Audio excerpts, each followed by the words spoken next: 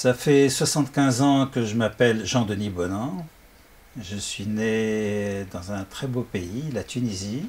J'étais un cancre épouvantable, si bien que la seule chose qui me restait à faire, c'était du cinéma. On m'a mis effectivement dans une école de cinéma, qui était une petite école privée, payante. C'était magnifique, j'y suis resté 6 mois et très vite je me suis engagé pour faire le stagiaire aux établissements Éclair, au studio Éclair. Je me suis spécialisé dans le montage de films.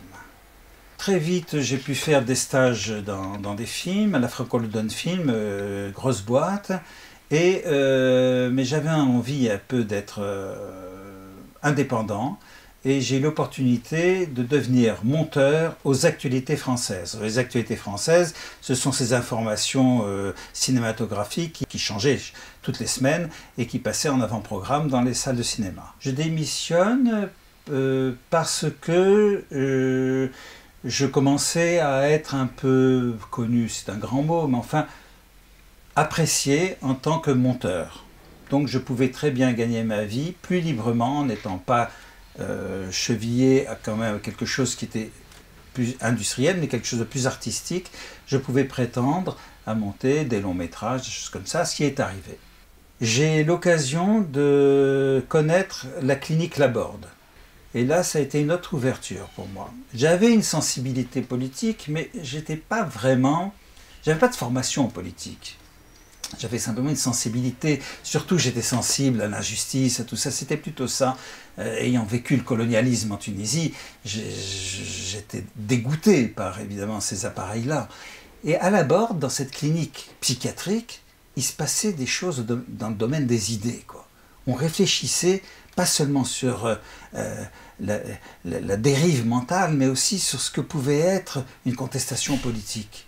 C'est là que nous créons, à partir de la clinique Laborde, le groupe ARC, où il y avait Jean-Michel Humeau, Mick Andrieux, Jacques Ebadian, Mireille Abramovici et moi-même. Et très vite, on tourne à Berlin en janvier 68, la grande manifestation internationale contre la guerre du Vietnam.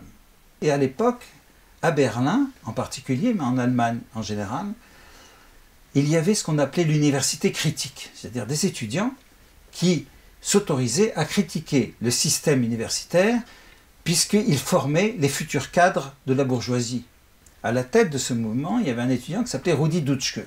On filme tout ça, on filme Rudi Dutschke aussi, on monte le film qui était assez intéressant et pendant le montage de ce film, Rudi Dutschke reçoit 3 balles d'un facho qui lui tire 3 balles dans le cerveau. Donc, toutes les actualités de l'époque, la télévision, et puis aussi Gaumont, veulent des documents, parce qu'ils vont parler de ça, évidemment. Et nous, on refuse de vendre, ça ne se fait pas. Mais c'est les étudiants de Berlin qui ont dit, si, vendez, ça va vous permettre de faire d'autres films. C'est ce qu'on a fait.